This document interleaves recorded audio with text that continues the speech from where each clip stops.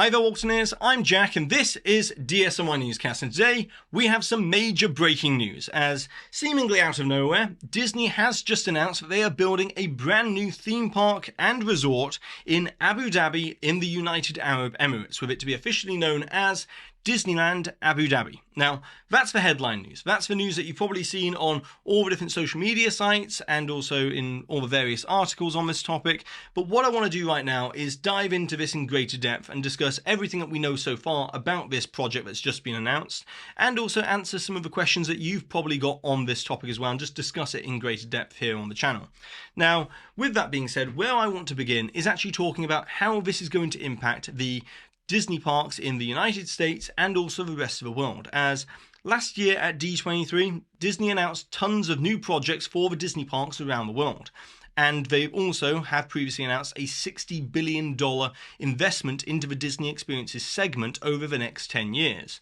And the reason why I'm bringing this up is historically, when Disney announces a new theme park or resort on this scale, it typically does have a squeeze factor on the rest of the Disney park projects around the world as well. But with this Disneyland Abu Dhabi, that is not going to be the case, as from what we know about the deal and the setup and the arrangement that's been revealed so far, this is going to be completely independently funded away from the Walt Disney Company. So that means that the Miral Group, which is a UAE government-backed group in the United Arab Emirates, the Miral Group is going to be entirely responsible for funding the construction costs of Disneyland Abu Dhabi and also the operational costs of Disneyland Abu Dhabi as well, which means that Disney will not have any ownership stake in the Disneyland Abu Dhabi resort when it's complete, which is actually very different to what we've seen in recent years and the past few decades when it comes to Disney's expansion around the world. As Shanghai Disneyland, Disney does actually have an ownership stake. The Shanghai Shendi Group owns 57% of Shanghai Disneyland Resort, and Disney owns a 43% ownership in Shanghai Disney. And then with Hong Kong Disneyland, they own a 52-48 split. So Disney owns 48% of Hong Kong Disneyland Resort. And when it comes to Disneyland Paris, Disney entirely owns Disneyland Paris. But the reason why I'm bringing this up is because Disney, when they have some sort of ownership stake in the resort, it means that they can benefit economically from that resort, but also they are vulnerable to that whole region as well, which means that if there's a downturn like we saw with the pandemic in 2020 and Shanghai Disneyland and then Hong Kong Disneyland being shuttered for much longer than what we saw with, let's say, Walt Disney World, it means that Disney also has to take that economic hit. But with Disneyland Abu Dhabi being completely independently operated away from the Walt Disney Company, it means that Disney will not be economically tied to the resort like that. But this is going to be very similar to the arrangement and the deal that was made with the Oriental Land Company in the 1980s. So if you're not aware of this, Tokyo Disneyland is completely independently owned and operated away from the Walt Disney Company. And the Oriental Land Company pay the construction cost of anything new that they're building, and they just license the Disney IP for the actual park itself, but they also have to operate the park to Disney standards. So that's going to be a very similar deal here with Disneyland Abu Dhabi, where Disney's operational standards must be met, and Disney is obviously going to have some say in the operational running of the resort, but they won't be financially tied to the operational running of the resort, if that makes sense. So I think all around this is actually a much better arrangement and deal for expansion for the Disney parks worldwide than what we saw with something like Shanghai or Hong Kong, where Disney has to take an ownership stake in it, and it does put a squeeze on the rest of the Disney park projects around the world.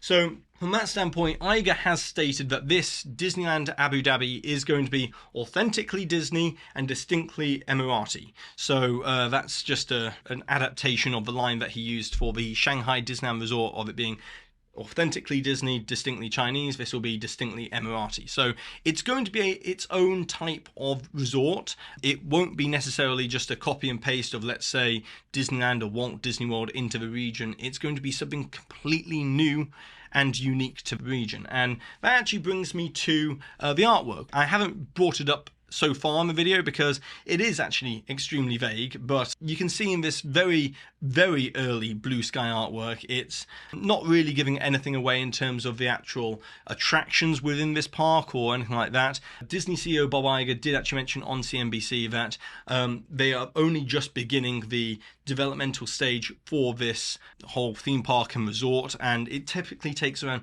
2 years to creatively develop and design a theme park of this size, and then it will probably take around 5 years to construct it. So we're currently 2025, we're looking roughly around 2032 probably for the opening. That's obviously not been announced, but it's an estimation of when it could open, this Disneyland Abu Dhabi.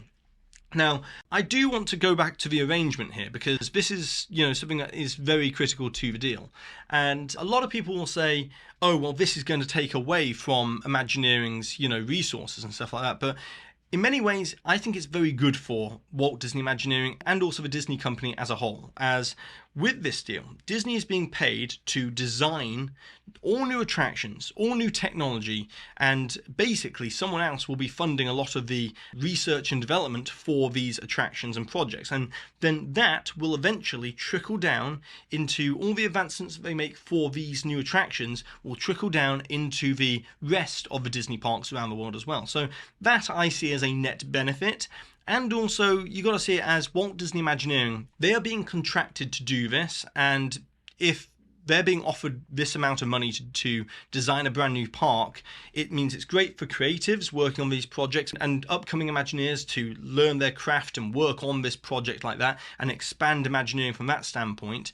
And I just think that Imagineering getting this kind of work for this project here, we saw how well it worked out with Oriental Land Company and Tokyo Disney, and that's the similar kind of thing we're going to see with Disneyland Abu Dhabi. Now, I want to talk about the Mill Group, which is the partnership that Disney's having with this independent, UAE government-backed group to build Disneyland Abu Dhabi. Now, they've already built themed entertainment parks and complexes at the same location where they're going to be building Disneyland Abu Dhabi. And they've built Ferrari World Abu Dhabi, Yas Water World, Warner Brothers World Abu Dhabi, which is an indoor theme park. I'll come back to that in a minute. And also SeaWorld Abu Dhabi. And so with the Mill Group working on this, they do actually have a lot of experience building themed entertainment complexes like what you'd expect from a Disneyland Abu Dhabi. And so unlike what we saw with Shanghai Disneyland, where Disney had to, teach a lot of the themed entertainment craft to the artisans in the region, that won't be 100% necessary with this. They can get going with the construction of this a lot quicker because they won't need to train up the local workforce as much. Now, the reason why I mentioned indoor theme park is because it has been stated that this Disneyland Abu Dhabi will be an outdoor theme park, or at least that's what's been mentioned so far. It's going to be somewhat outdoors. I'm personally expecting it to probably have huge indoor lands within massive buildings because obviously the climate in the region, it's extremely hot, and they probably will need to have some huge indoor lands. But at least I think their version of what they'll have, the main street or the entrance of the park and the castle, will probably be an outdoor portion of the park in the central hub. What we do know is that it's going to have waterfront within the actual theme park as well, natural waterfront there from Yas Island, and that will be a big part of the actual theme park itself. And from what we can look at with the castle, it's very distinctly Emirati. It's not going to be a traditional European style castle. This is going to be probably a modern take on a castle for the region like that, and it's extremely interesting to see what that will end up looking like in the final product. But I want to now talk about the location, as this is very important. The UAE is a 4-hour flight apparently from 1/3 of the world's population, and apparently 500 million people with the money, this is very important, 500 million people who are income qualified live within a 4-hour flight of the destination. So 500 million people will be economically within the region be able to visit this Disneyland Abu Dhabi. So that's why they've gone for this exact location in Abu Dhabi. And then the other reason is because the UAE is the largest global airline hub in the world. And this has just been stated here that they have 120 million passengers traveling through either Abu Dhabi or Dubai each year, as it's a major global airline hub. And Yas Island, which is where this Disneyland Abu Dhabi is going to be built, is only 5 miles away from the Abu Dhabi International Airport. And so this island of Yas Island was a natural island located next to the airport, and in 2006 it started to be expanded and stuff like that, and it's been greatly enlarged over time by significant land reclamation and also reshaping and the infrastructure development of the actual island itself. It's grown in size through man-made reclaiming of the land itself. But it does seem, at least looking at the map of Yas Island, that they do have expansion spots. And I think up in the top left-hand corner, this is no way being stated in any news article, but just looking at Yas Island from this satellite imagery here, the top left-hand corner, they do have a sizable waterfront there, and could that be the location of where this Disneyland Abu Dhabi goes? Quite possibly. Just going off what they've said with having a waterfront for this theme park and needing the size and scale that they will require for a Disneyland park of this type. But I've also got to mention that this isn't the first time that a major American theme park has been announced for the UAE. As back in 2007, Universal Studios DubaiLand was announced, and it was a partnership very similar to, the Disney Mill Group partnership here between Universal and Tatweer for the construction of Universal Studios DubaiLand. And the construction did actually break ground, and they did actually build the iconic Universal Studios arch. But then the 2008 global financial crisis happened, and many projects in DubaiLand ended up being postponed indefinitely. And then by 2016, it became very clear that the project for Universal Studios DubaiLand was completely cancelled. Now that's over in Dubai, obviously, within the UAE. This is going to be Abu Dhabi with the Yas Island as a location. So we'll see how it goes. That's everything we know so far on this project. Josh D'Amaro has mentioned that we will be finding out more about this Disneyland Abu Dhabi fairly shortly. So hopefully we'll get more details on what might be included in terms of lands and rides and, more artwork for this in the coming months. So stay tuned to the channel for all that. I'll cover it here when it breaks and we find out the rest of the details. But now it's over to you, the Waltoneers. I would like to know, what are your thoughts and opinions about Disneyland Abu Dhabi?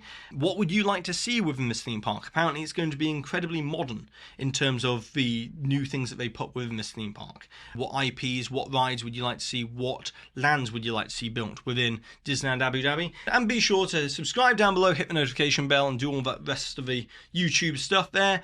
And I'd also like to say a massive thank you to the official Waltoneer Club over on Patreon for always supporting the channel with these videos. And I'd also like to give a shout out to the Waltoneer Gold members that you can see here on the screen, and also Waltoneer Diamond members JC Russell, Tim Parsons, Justin Tupper, and Clive Simmons. And with that being said for today, I've been Jack, you've been you, and I'll see you real soon.